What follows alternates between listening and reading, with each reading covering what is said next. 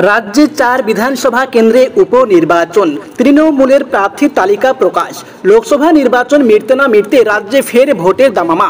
मानिकतला, रानाघाट, दक्षिण बागदा एवं रायगंजे उपनिर्वाचन होते चलेছে एबार। इतिमধ্যেই निर्वाचन कमिशनेर तरफ থেকে দিনক্ষণ ঘোষণা করা হয়েছে। পাল্টা এই বিষয়ে তৃণমূল কংগ্রেসের তরফ থেকে কমিশনকে চিঠিও লেখা হয়েছে।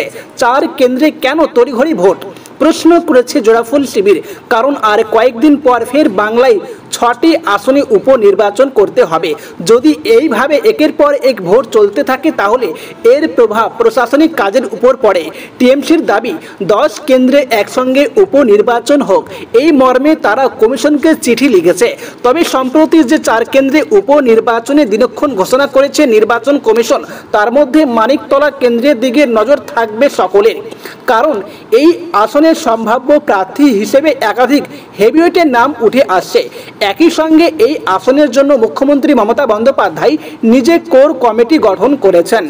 জানা যাচ্ছে মানিকতলা উপনির্বাচনে প্রার্থী হতে পারেন বিধায়ক সাধন পাণ্ডের স্ত্রী, তিনি মারা গিয়েছেন।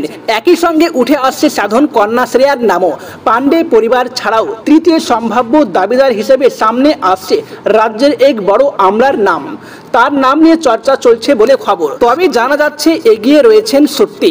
অন্যদিকে রানাঘাট, দক্ষিণ রায়গঞ্জ এবং বাগদায় কাদের দাঁড় করায় টিএমসি তা নিয়েও জোর চর্চা চলছে। রায়গঞ্জে কৃষ্ণ কল্যাণী লোকসভা ভোটে পরাজিত হয়েছে।